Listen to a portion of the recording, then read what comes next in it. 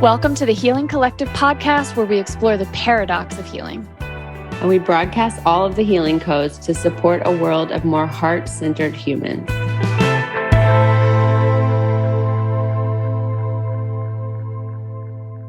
I've fucking had it. I've had it. With what? Men's bullshit. Tell me more about what's the men's bullshit. He was here a couple days ago and we went through like what's not working and what my needs are. And I vulnerably said like what's happening. And he saw it all and took responsibility. He was really fantastic and handled the conversation like amazingly and was like, okay, we're going to work on this. And then he went back to where he lives and he went right back into his immediate same bullshit.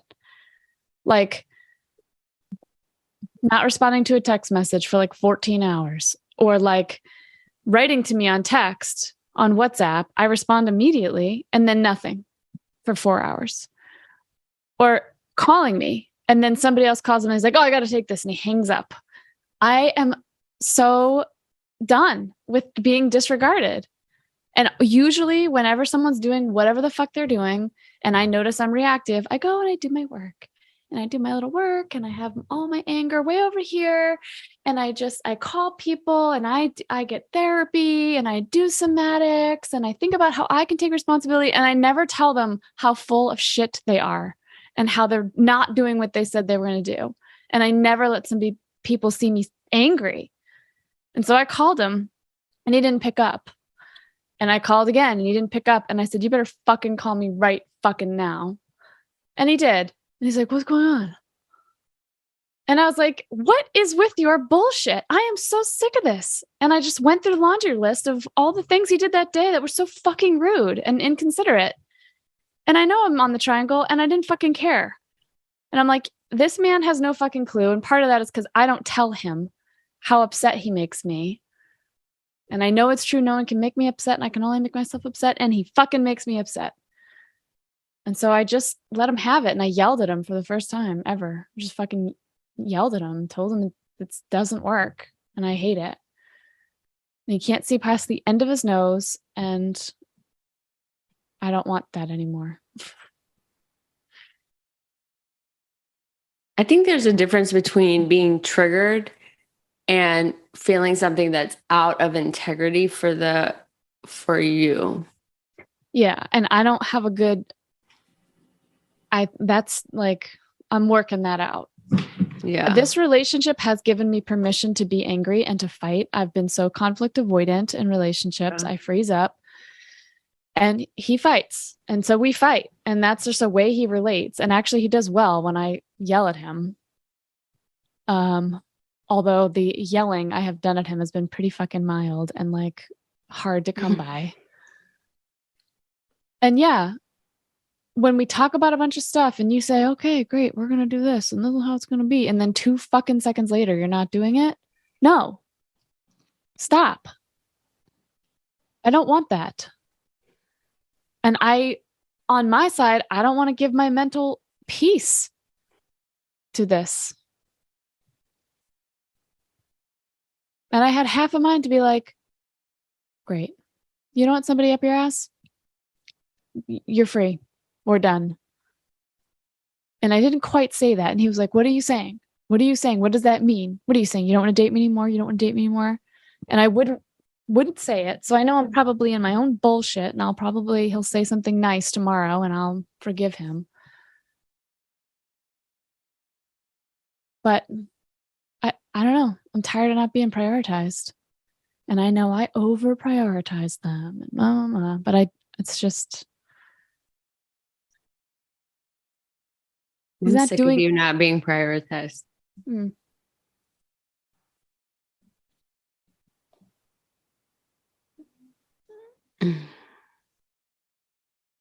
Yeah, I'm sick. I mean, I think ultimately it's like, I guess it's like data points. I think people like you and I who get confused about it, it's like probably helps us to look at the data. Like if you had that conversation with him and you yell at him today and there isn't like, and maybe you write out the agreements and it's something he can read and he doesn't, and you like keep track of like how often are these agreements kept or even thought about.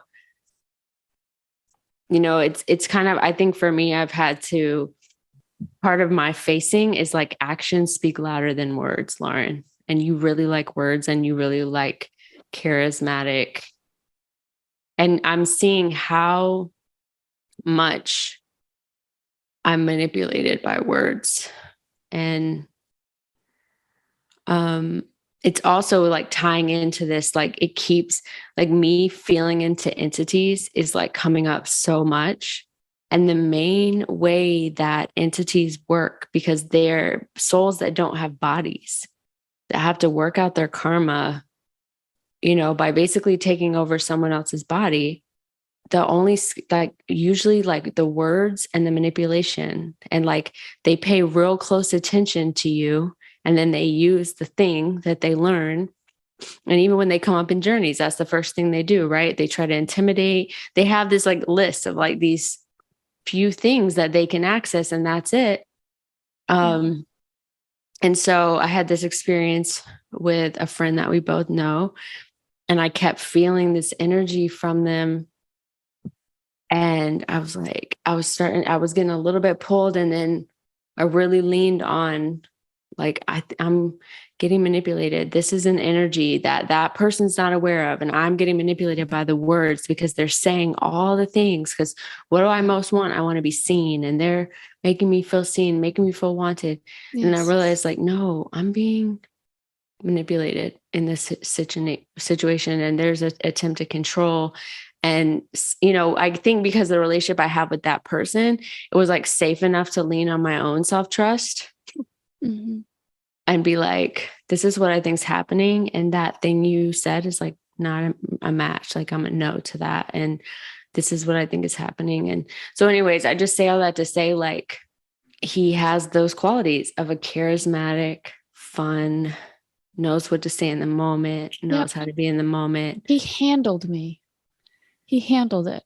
He's like, I know, he knows what I need to hear. And he knows when he's not fucking doing that. And then he's like surprised and annoyed when I'm not good. And I just make up that, you know, that pattern in his life and the, you know, parallel patterns that we've talked about and seen in other people. Like it actually works for them most of the time. There's like a privilege to being attractive. There's a privilege to being able to be funny and, you know, and it's like, whether it's conscious or subconscious, they know like, okay, when someone's really serious about it, like get really serious in the moment, tell them what they want to hear. And then, you know, then I go back to doing what I want, and then it lasts a certain amount of time, and then I'll be charming and I'll pull them, you know, it's like, it's their method that they've adapted to survive. Yeah. He knew he was in the doghouse, and I was openly like, I don't know about this. Like, I don't know that this is going to work. Like, I think we're not a match as far as like being able to actually meet each other's needs. Mostly I have some needs that I don't know if this is going to work. And he flew up here, and I was working. I was like about to teach a class and stuff. And he got here, whatever time he got here, and he literally kneeled in front of me and started kissing my hands and doing all this shit. Right? And he's like, I'm so happy to be with you. I'm so happy to be like all this shit that he knows that I want to hear. It's Jekyll and Hyde. And I'm always like, can you let me know when Jekyll's back? Because I'm all set with this other shit.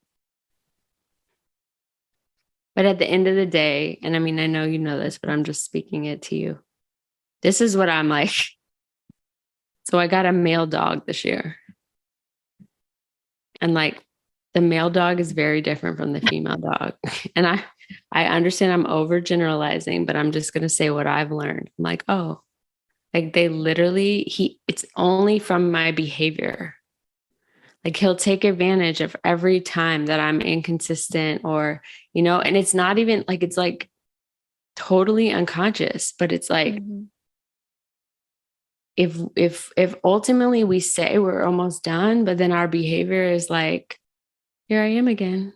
Yeah. Or I'm, you know, and it fucking sucks and it's exhausting. And honestly, like I do believe that like the highest expression of the masculine is not that bullshit, you know? And like that the part of me that wants to show up and be like, let's talk through this, make new agreements, like is aligned to this vision of possibility for interdependence, but it's just not been available with the masculine that I've engaged with. And it's like, so I get to say, you know, do I want to keep dealing with this? Or, you know, for me right now, it's like, am I willing to just not have that in my life? Mm. You know, like, and I am. Oh. And it's really fucking sad. Like, it's really, really fucking sad.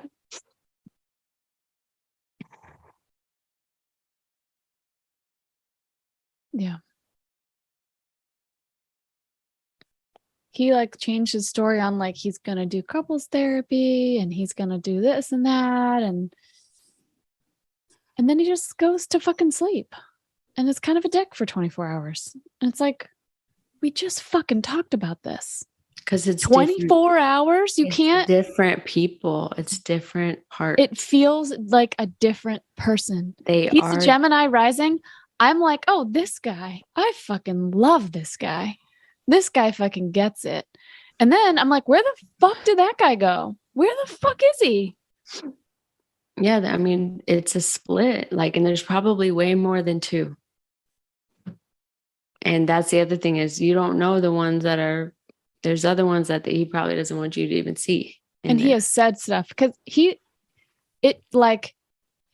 can't even keep a piece of information in his fucking head. It just falls out of his fucking mouth. Like he can't even not say the thing. Like the manipulation is interesting because he does a lot of it, but also he just gives himself away all the time. Maybe that's because I'm tracking and I'm fucking paying attention. But he said something about somebody else. He's like, basically alluded that he has a really resentful part and that like, you know, if somebody does something to him, he's going to be blah, blah, blah.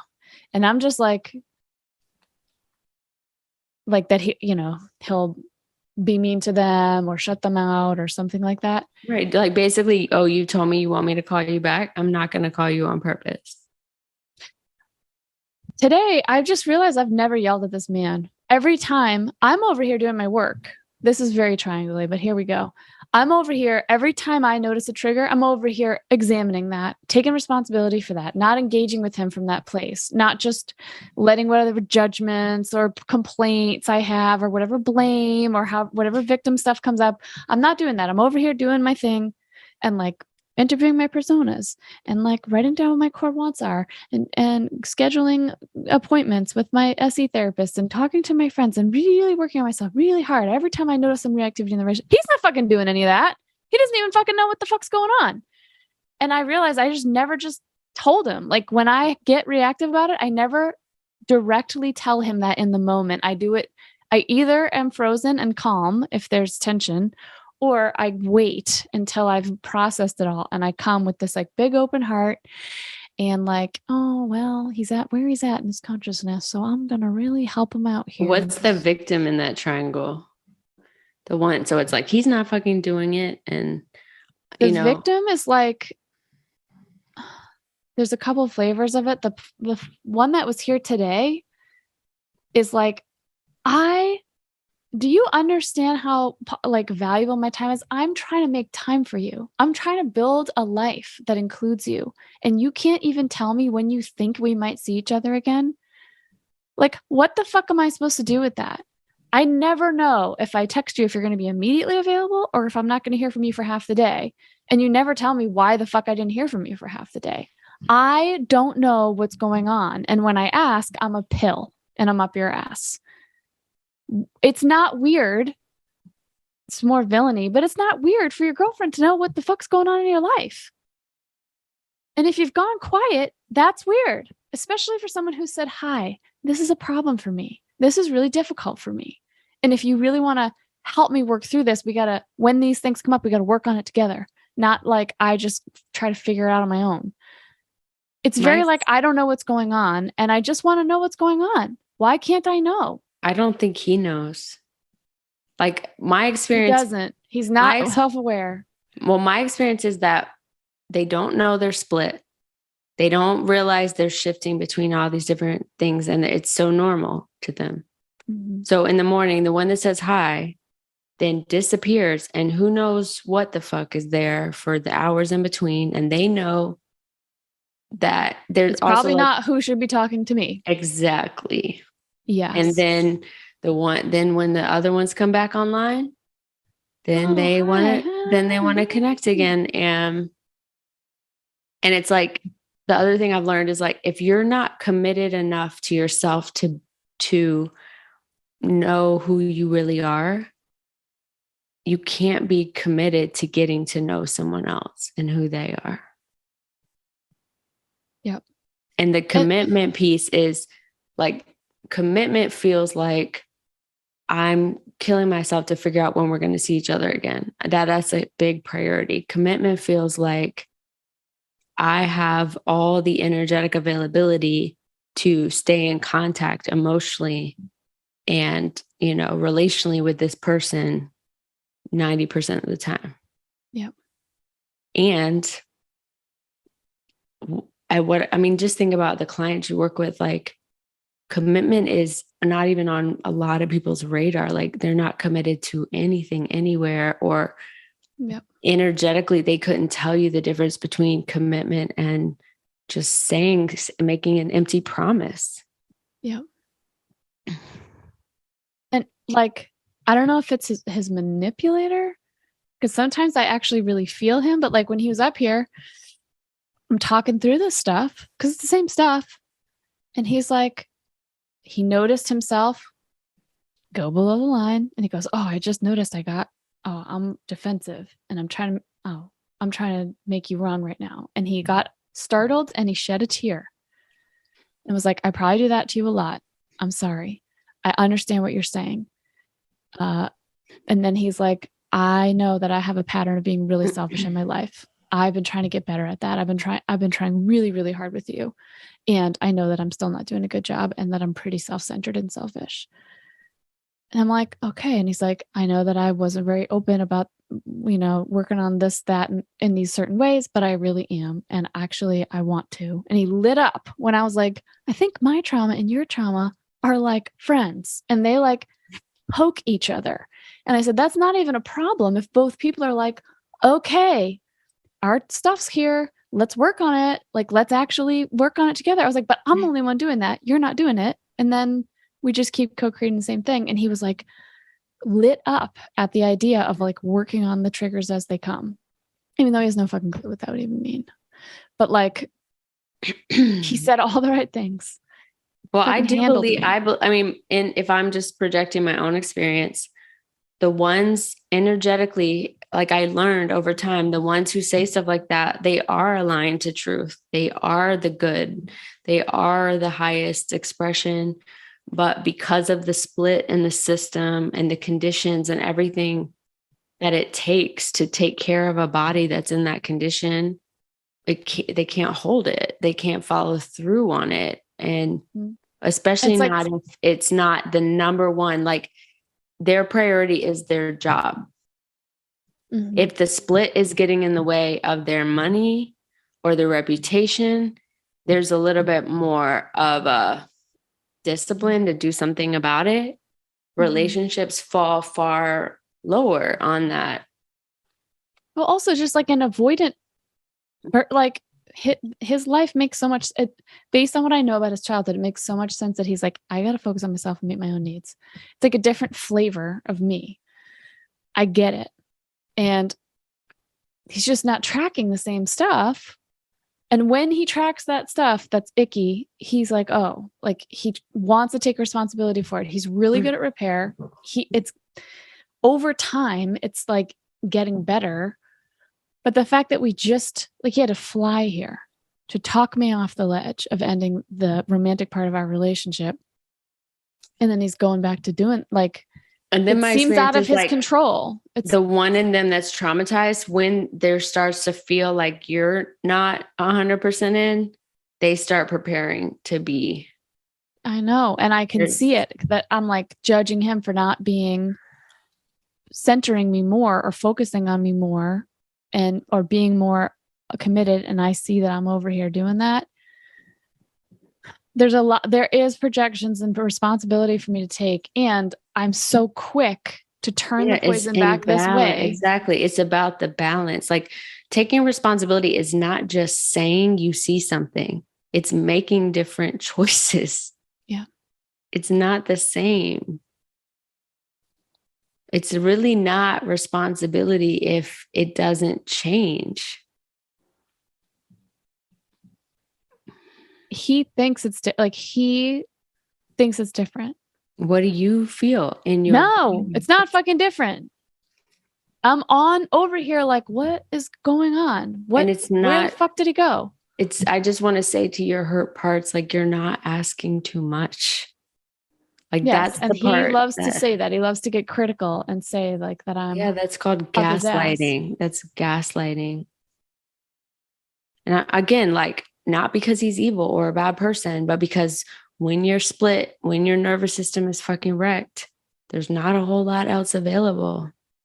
Yep. And I understand the one in you that's like, I'm hurting myself so much with this relationship that it's getting to the edge of what I can tolerate. Yeah. Because I keep hurting myself trying to show up for you. When he's with me and here, or like we're together somewhere, I almost never feel any of this shit. It feels so clean. Like I feel his good stuff. Like all that stuff is so good. And then when he's gone, I'm like, where did he go? That was 6 days. And I'm like, what just happened? It's wild. I know. I think my experience was like, especially like on vacations, right? Or in the ranch, like, so it's like the environment is great. Resources are intact. I'm in a good space, holding love consciousness. You know what I mean? Like you're having fun. Like it's like the all of those conditions make a difference, you know? But when that person isn't able to source those conditions for themselves on a daily basis, and they go back to like chaos or, survival, it's like then their survival instincts come back online and it's like, wow. Or like I would see one pattern was when, during COVID, when we only saw each other for like a long time, it felt like all the split ones that were pretty sneaky or hurtful, manipulative, blah blah blah, it's like they all just took a little break but they were like building up energy, and as soon as kind of like the world opened up and that person could go back to their life, they had a fucking heyday. And it was even more disruptive because I had almost a year of one thing. And then I'm like, wow, we're still there. That it hasn't actually changed. It just like you controlled it because of the setting for this amount of time. Yeah, I feel like it's probably really similar. I feel like the switches feel longer, like it would be months or something. It's like hour to hour. I'm like, what the? No, it would be that way too. It would be. And it was very much like, I mean, it is a little bit different. I'm not saying it's not, but it would be like, I mean, literally like that Sedona trip last January was like the most amazing thing. And like 2 weeks later, the person I was talking to, you would have literally acted like those things were never said happen. 2 weeks ago. And you're just that's what's happening over here. I'm like, were you there? We just, I have to go back and read texts and read certain things and be like, okay, that really happened. Like I have evidence. Crazy. Yeah, that actually happened. Or like the people that I talked to and I told them what was happening, like, right? Like, right. I'm right. Like, that's what was happening. Right. Yeah. It's really like, I've told you some of the stuff, like the place from in himself that he's speaking to me. And I'm like, wow. And then like a day later, it's gone. I'm like, what? So I would say based on like the journey I've done recently and some of the healing things, I really do believe, and I think this is true for you, I believe that like light bodies, all this interdimensional stuff is just getting louder and louder. Yeah. And it's more conscious and more evolved than ever, but they don't know how to be in a body.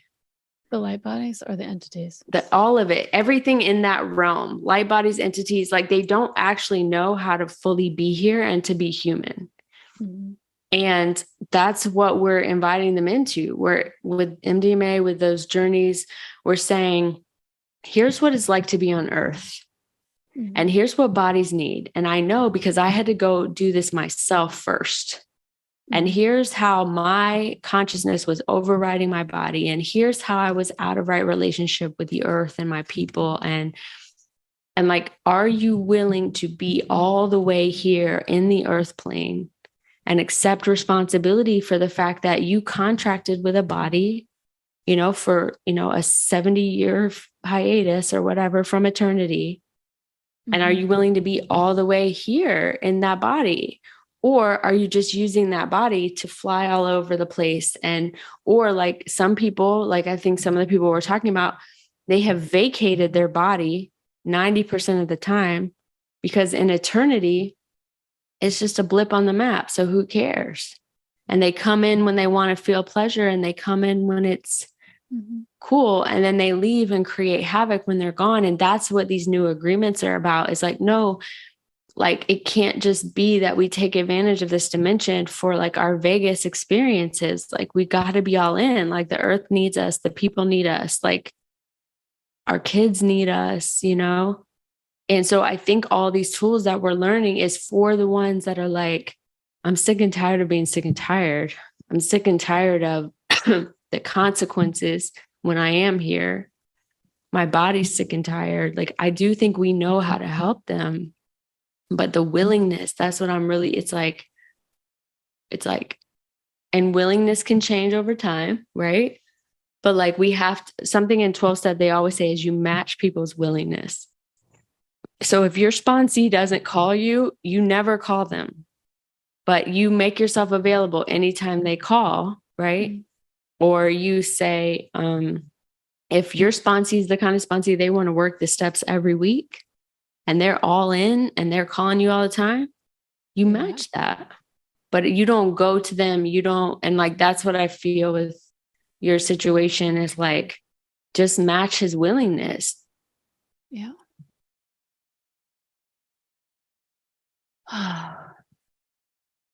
Because in his world, by his standard, by where he's at, he's so fucking willing. He's all in. He's like, willing. He's given you more. And that's the other thing that's heartbreaking. Anybody ever before. That is what's heartbreaking. Like even, you know, in my situation, like, and I actually, that was one of the things that helped me hold on as long as I did. Because I looked around and I was like, yeah, actually, you are the most committed and consistent with me than anyone else I see in your life.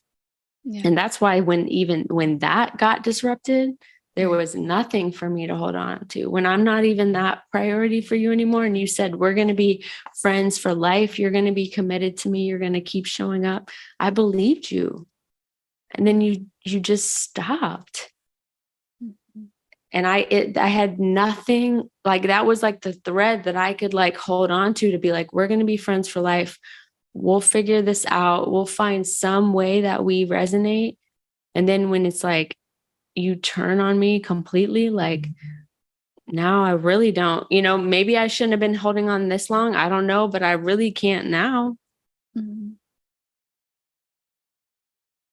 Yeah. And that's where it's like our attachment stuff. It's like we go over there and we're like available. We're going to help. We'll do it. We'll hold space. We know the things.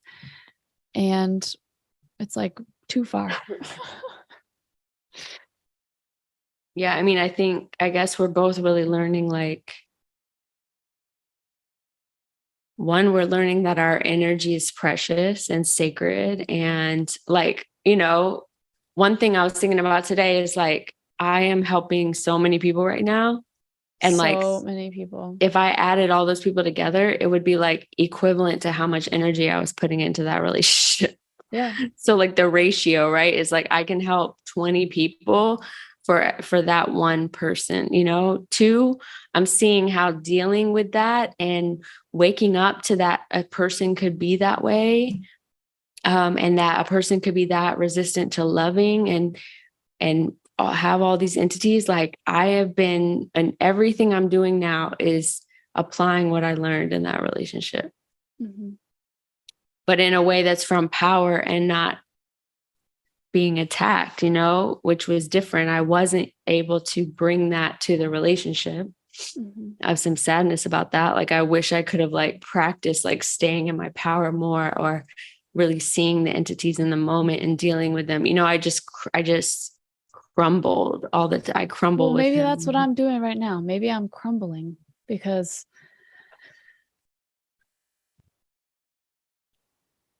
I think I've been in a practice these last 6 months of like understanding his limitations and accepting that, even if there's like an impact over here that's not good, and being like, well, that's me.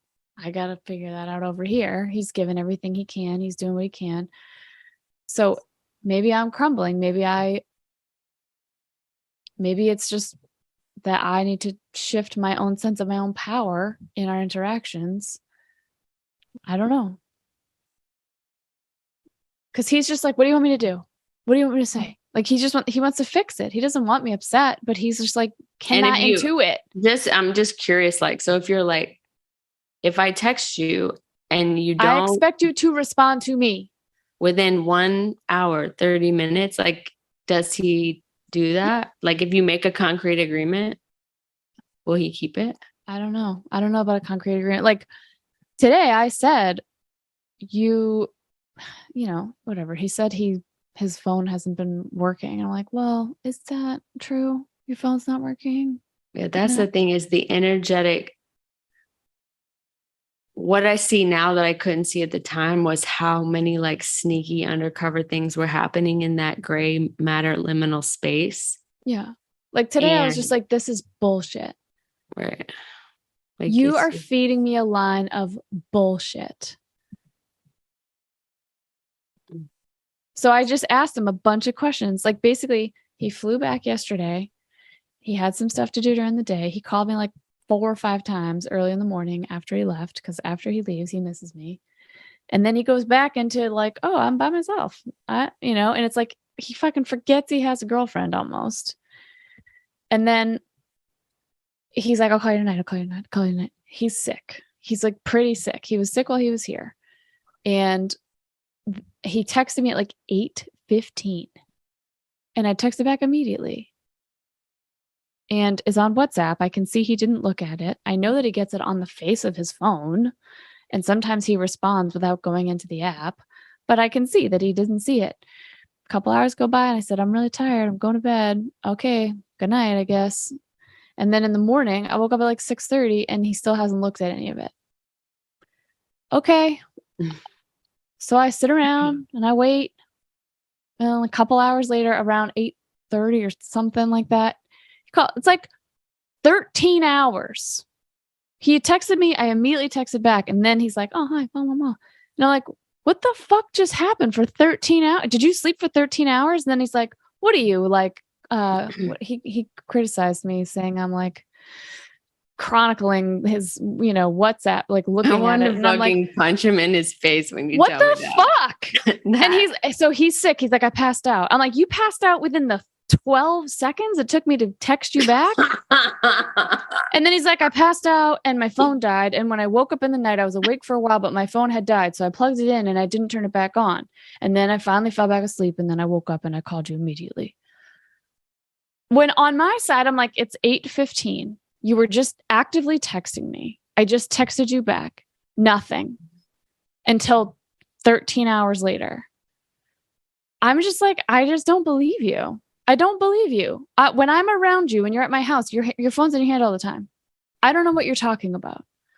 And so I was like, whatever. I don't think so, man. And then the same thing today. I had texted him and he didn't write back for like, it was 3 or 4 hours. And I was like, hello, is my boyfriend there? Hello.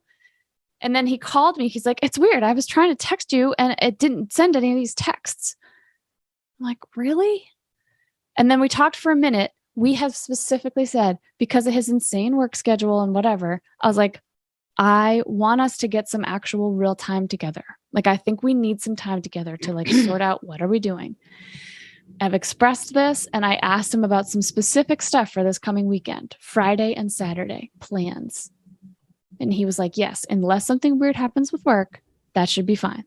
So as far as I'm aware, he's coming either Thursday or Friday back up here. And then I said, I'm scared to ask, but when can I expect you? Do you know when you will be here? Because he talked about this restaurant in Portsmouth that he loves. He loves it so much. And I called the restaurant and made a reservation. And I asked my friend in Portsmouth, oh, let's go to the restaurant in Portsmouth on Friday night.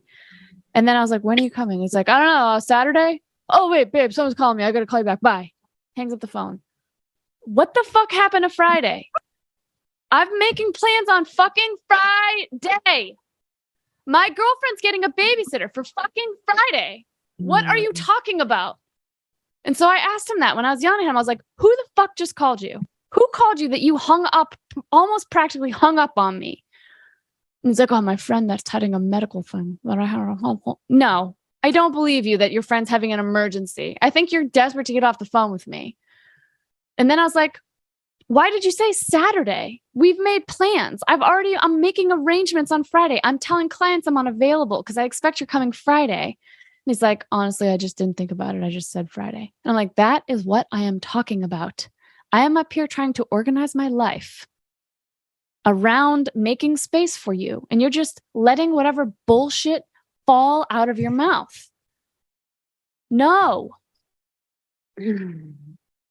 Well, I had the honor of getting a phone call this week after my person hadn't spoken to me for a month and said the last time I spoke to them that I really needed to make sure that I understood that he is not my person and I need to disconnect everything in between us that's connected so that I'm clear. So I'm not under the illusion that he's my person. That was the last conversation we had. And I'm sitting there. Let me just do my little thing right now. When you're fucking telling me at the fucking Red Robin not to get in the illusion,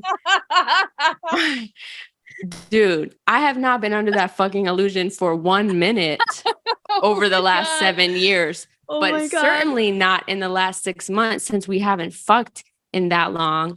And you constantly remind me that the only thing that's available for me is like friendship and basically being your fucking secretary.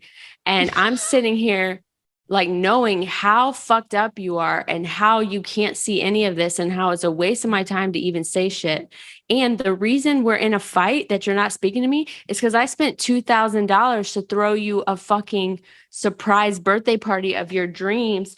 And you turned that into a chance to humiliate me with every single person that you've ever known and make sure that they know that I was delusional to throw that party for you when I sat in the hospital with you for the whole week leading up to the birthday party and like put my entire life on hold to care for you when you're sick. No, you fucking asshole.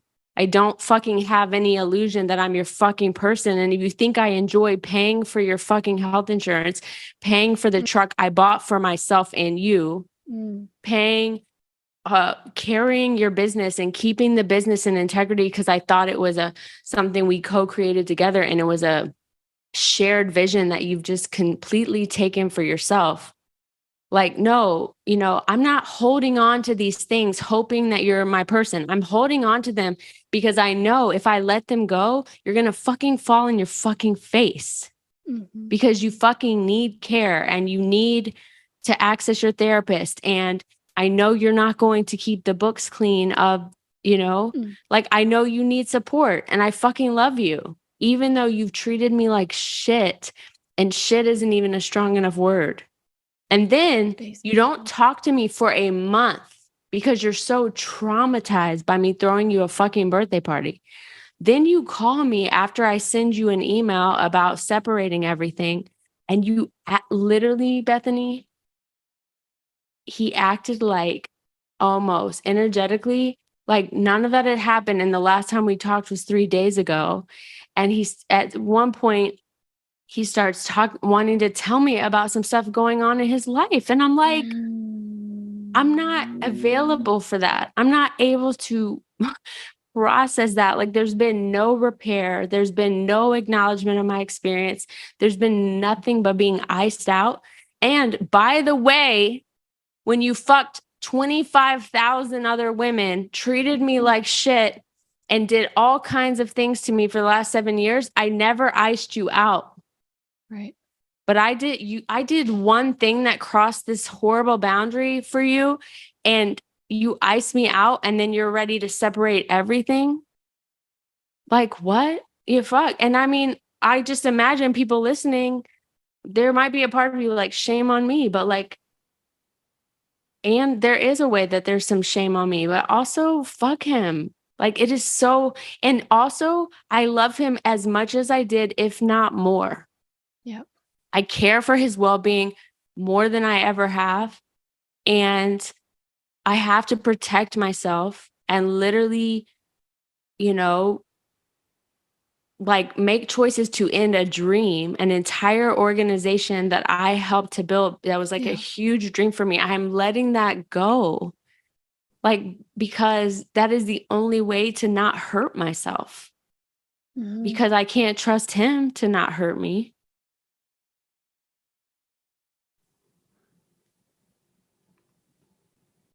These people, these fucking people. And the other side of the coin, I guess the piece that there's something that has been coming up. It just like, I do think there's like some kind of representation for us of like how split and broken like the masculine can become. Yeah. And like our dads, like there's a way that I feel like both like my dad needed to be accountable, and also how fucking hard to be in a male body.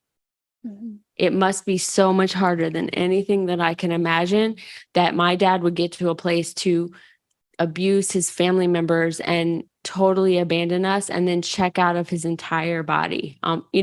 Like that's a kind of pain that maybe I just cannot even fathom. And maybe there really is a privilege to being in a female body and being part of a marginalized group that has had to like wake up a lot faster because we know how to survive. We know how to take care of ourselves. We know how to get our needs met because we had to. And like, I can see actually the gift and the curse of being an attractive, charming man in our society. Yeah. And, it's like, it's so complex. Like it just isn't as simple as people in toxic relationships need to choose healthy people. Like we're out here healing generations of brokenness between relationships between the masculine and feminine. And we're representing it in bodies, in lifetimes. And, and we saw what our parents did with it. And on my worst day, I think I'm doing a better job than they did, to be honest. And I think they did way fucking better than their parents. And I do think there's some people out here that their lineage and their upbringing, like that was something that their family got right, like they really honored their partnerships, or they honored their family as the center of their life. Like I do think it exists, but it hasn't been my story. My cousin that I went to their wedding a couple of weeks ago in September, like I have a huge stereotypical Irish Catholic family, all these fucking people. One of my aunts, my Aunt Barbara, she's married to my Uncle Mike. They are devoted. They are happy. And thank God for them. Thank God we can see. Yeah, they have raised 4 children that do not seem to be traumatized by their lives. Like they had their needs met, and they're all entering healthy relationships and marriages. And I'm like, wow, okay. Some people are out here doing it. And everyone could tell. Everyone's like, yeah, Mike and Barbara, they really did something there. It's just it's so rare though. Yeah. And that's the other thing. And then when I'm thinking about it, like, oh, okay, maybe there's entities, maybe there's he's split, maybe there's mental illness, maybe like I know about his trauma when he was a kid. Like it's fucking a lot. It's more than me, and I can barely handle my shit. So like, I don't know, maybe who am I to ask him to be with all this stuff? Well, I think what we know for sure is asking them to be with other stuff is way more than what they can handle. Yeah. And if we really, really love them, like that's the part that is when I can find some peace. I'm like, like I can see like what he cares about is being successful in his job, his career path. That's really important to him. He's been willing to pretty much lose everything else, especially relationally, in order to keep that. Mm-hmm. And that seems to be progressing at a certain rate, and that's all I'm sure he can handle. And I've seen the overwhelm or the moments where something that would take me 5 minutes takes him 5 hours because he's just spinning. Mm-hmm. And I'm just like I really can see truly like my needs, even one of them, and I have many, Yeah, is more than you could handle on most days at all. Much less that and taking care of yourself, taking care of your life, and like it just actually has gotten to a place where it's like even when he called, like there's so much I wanted to say, and I've just learned like it's only going to hurt me and him at this point to say it. I have to accept it, and I have to make choices aligned to what I know. And when I didn't trust what I knew, I would keep this back and forth of like, let's talk through it. Let's whatever. And that was one of the things he was like, do you want to meet to go over this like separation? And the old me would have loved that one because I fucking miss him, which I know probably, but there are parts of him that were like my best friend ever, Yeah. Oh, I fucking miss him. I would like this stuff is big. I don't want to do this alone. Like, I don't want to separate all this stuff and figure it out by myself. I would love to do it together. But what do I know is going to happen? Like, one, I'm not going to be able to hold myself because I'm going to be so overwhelmed by just being in your presence. Two, you're not going to partner with me because you never do because you don't even know how. Mm-hmm. Three, if I even share any feelings, you're going to get defensive or tell me something so that you don't have to feel it or, it's like, it's just not even worth it. And why do that? It leads to nothing. It just is like a cycle, like a washing machine. So it's just like, I feel like me and you are getting to a place that a lot of people have automatic access to of it's not worth it.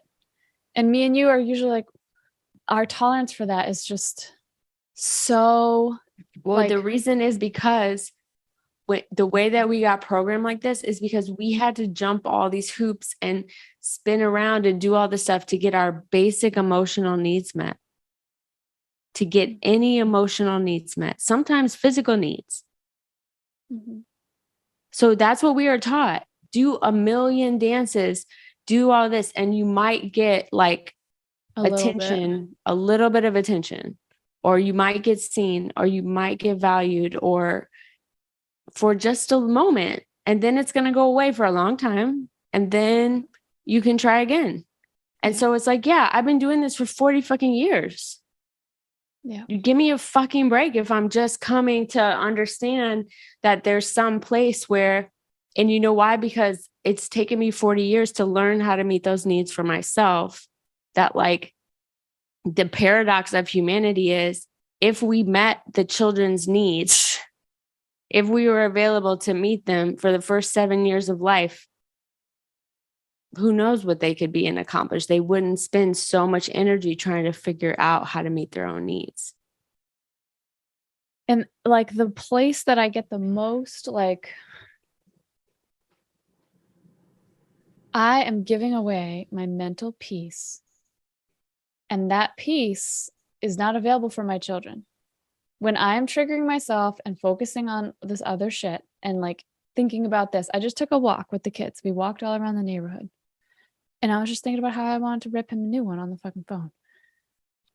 That sucks. Right. And you're not available for yourself. I am I don't even super think not available for myself. I don't even think that you've gotten to that yet, but I know that I can't stay awake later than 8:30 any night of the fucking week right now.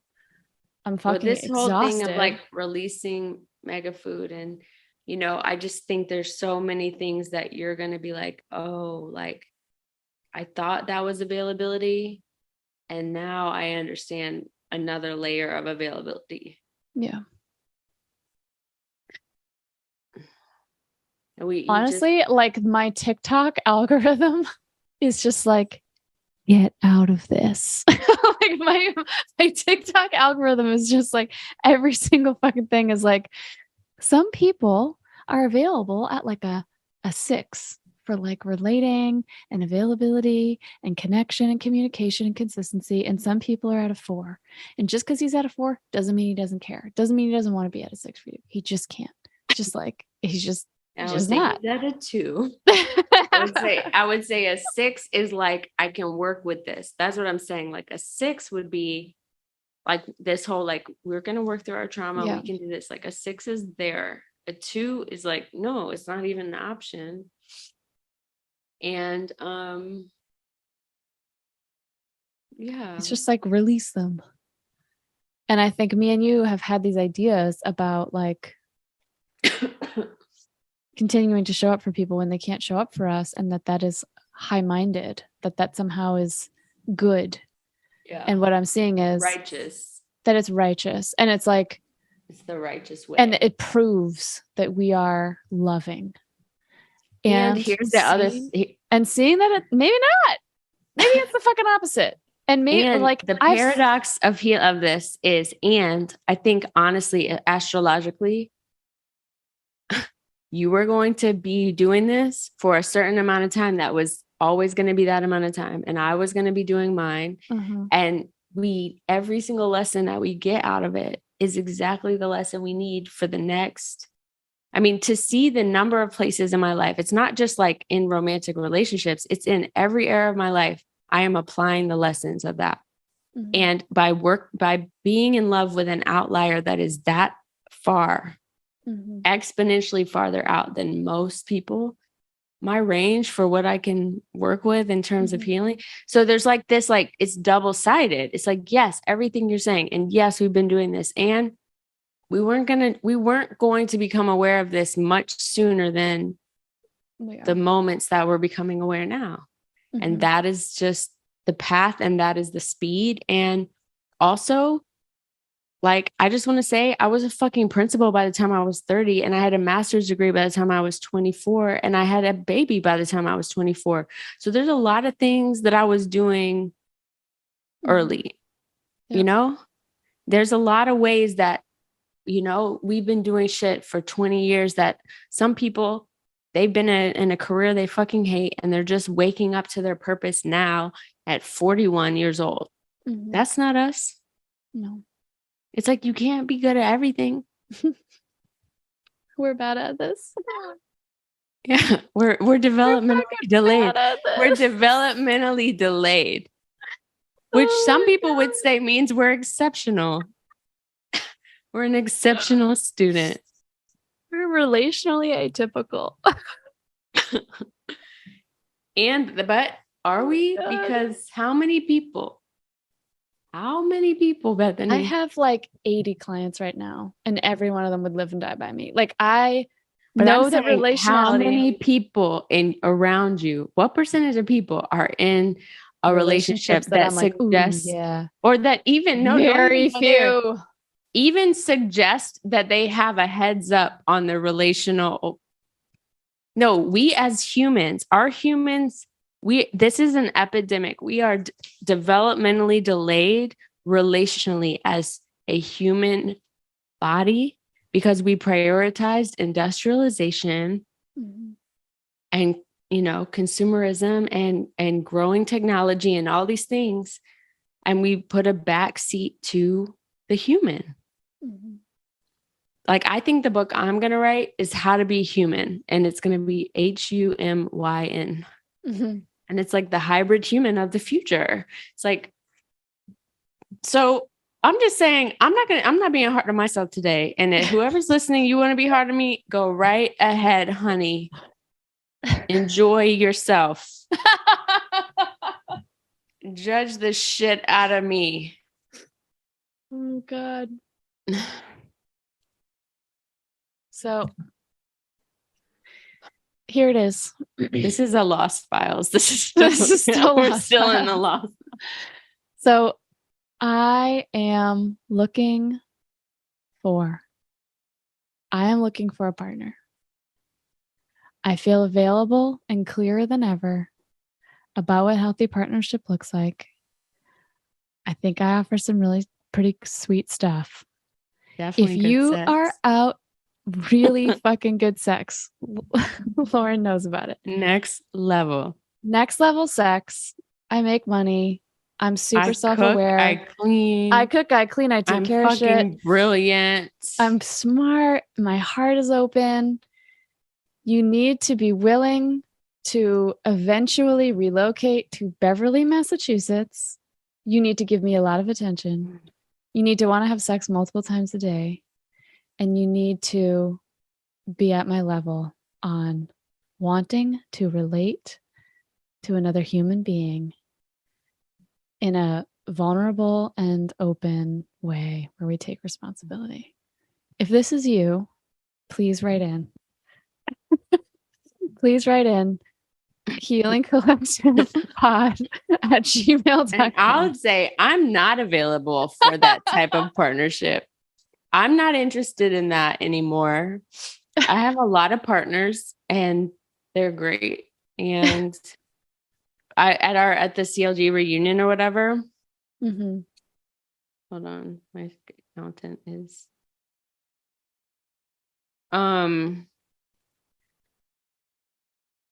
at the CLG reunion, Jim was like, 2 years from now, like, what's going to be true? And let me tell you, this answer leaped from my loins. I don't even know where, like, I was scared to say it out loud, but I'm like, that jump out of my body was just like, I had to. I said, everywhere I go, men will worship me and fall down at my feet. And Amen. And hold me sacred, and not even as a power over, but just because it is a natural response to my energetic frequency that they cannot even help themselves. And I will not want them or need them or have want anything from them. It will just be like a way of being that I move through the world. And I've gotten at like these little mini tastes of that. And I'm like, yes. And that is my justice for living for 40 years at the effect of men who mistreated me and saw me as less than and took advantage of me and abused me and used my resources and consumed me. Like, to be held and seen sacred with no one taking anything from me or needing anything from me is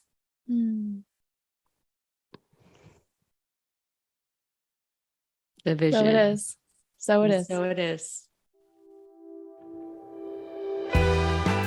Thanks for listening. We welcome your feedback. You can email us at healingcollectivepod@gmail.com. Our website is thehealingcollectivepodcast.com, @healingpodcast on Twitter, @healingcollectivepodcast on Instagram. Special thanks to Ethan Luck, who produces. You can find him @EthanLuck on all platforms.